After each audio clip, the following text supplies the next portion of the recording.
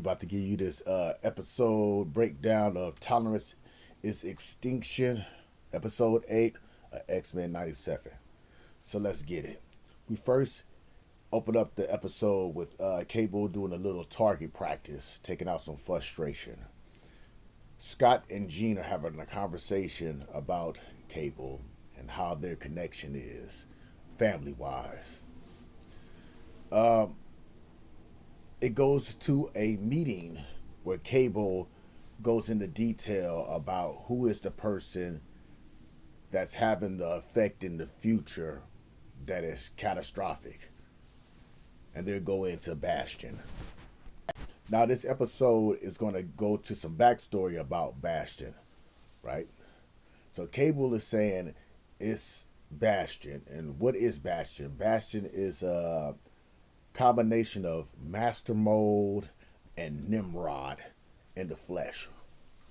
Now, when they go to the backstory about Bastion, Bastion's father was a janitor, and Nimrod was in this liquid T2 form and went in his ear, and that's how Bastion was born, half human, half cyborg. All right? And one thing we notice about Bastion, Bastion has been in the background, right? Even with both scientists, they was making the references of how they had a connection to the future. The dominoes was laid, right? So that gave us a highlight inclination of Bastion's appearance. So let's get it. While this is going on, Dr. Cooper has Magneto suppressed and neutralized in an entrapment. Mr. Sinister is working with the new the virus, and this virus, it seems like they're interchanging it with the humans and can be activated.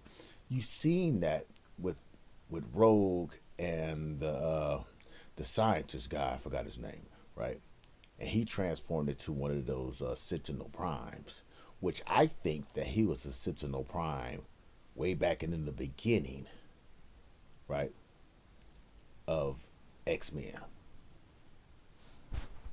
So Scott, Cable, and Jean go on a reconnaissance mission to go find the origins of Bastion in his hometown in Pittsburgh, right? Now, this episode is fully action-packed, and I wanted to give the Marvel people, the team, they kudos, man, because word on the street is there's going to be a season 3 and there's going to be an animated movie. Oh, let's go even further. Let's give a shout out to Wesley Snipes for, he might be Blade. That's going to be a good one, right? Because I like Blade. Okay, so they go to Pittsburgh. While that's going on, Beast and the reporter is having a little conversation, and I seen something real fishy about the reporter, right? Just something didn't sit right. Sunspot and Jubilee, they're going to the mother. See, Sunspot's mother is very peculiar too, but I guess in the next episode we'll find out why. So they go sees the grandmother or the mother of Bastion. She looks like a grandmother, and they give the little backstory of her perspective. And while that's going on, halfway through, the Sentinel Primes get activated, and then the whole show turns into this action-packed, ooh-wee. Scott, Jean, Cable, they're trying to make an escape. Wow, you have Wolverine and Nightcrawler at the mansion getting it on. Oh man, this fight scene is so dope, so dope, so dope. I have a new respect for Nightcrawler, right? Wolverine comes out and the humans turn into the Sentinel Primes, and he says that you got 6 things to deal with. And then you see Nightcrawler grabs his fencing swords and he said, no, you got 9 things to deal with. The thing with these Sentinel Primes is you're seeing violence, right? You're seeing violence, and they're pulling themselves together when a body parts gets snapped off a head or something. They're reattaching it, right? I just thought this was brilliant, and it's not the X-Men that we grew up off of, hands down. this fight scene was so intense, especially the transporting of Nightcrawler pulling Wolverine to show us from the inside how did that work, right? Brilliant. But this scene right here, after all that fighting, look what they had to deal with. Think about how many people are already affected with that virus. Yeah, the mutants have special abilities and powers, but that fight is being overwhelming. Then you see Bastion going to the Xavier's house because he succeeded. But on the flip side, things get a little sinister as Mr. Sinister and Dr. Cooper are having a conversation because Mr. Sinister is really trying to backstab. Let's go to Mr. Sinister real quick. Or this scene. He's really trying to backstab Bastion. He's saying Bastion is the problem. And then Cooper says, you know what? Magneto was right. And releases Magneto from his imprisonment.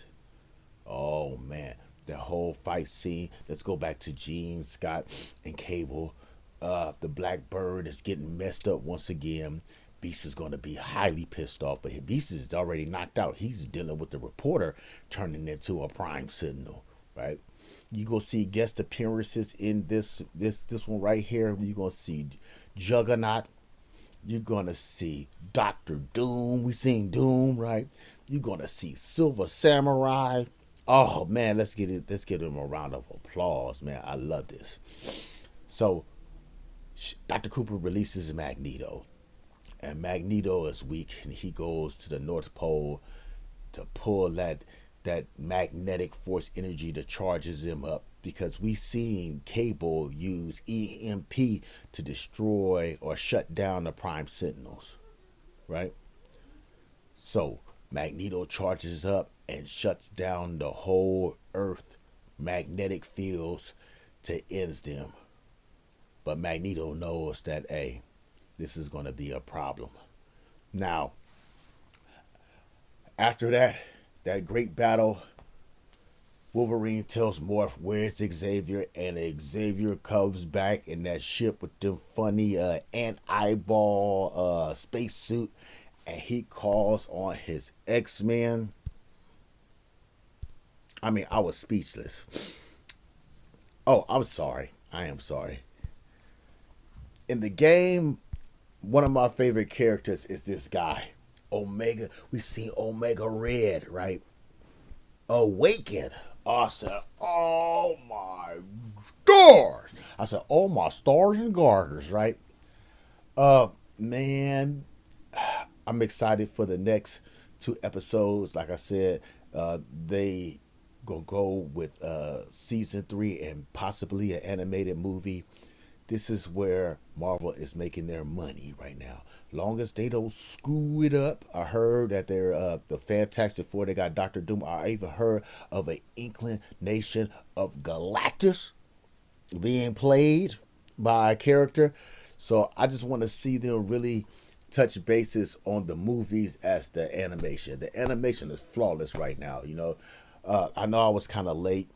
I had a death in the family, so just forgive me for rushing through this. But hands down, I can't wait till this becomes a DVD collection, because it's going to go right next to Friday, right next to Afro Samurai. Man, y'all get in the comment section, man. Y'all let me know what y'all thought about X-Men 97. Man, it's flawless. It's dope. And I'll be back with some more content with the next episode. Y'all have a good one. Peace.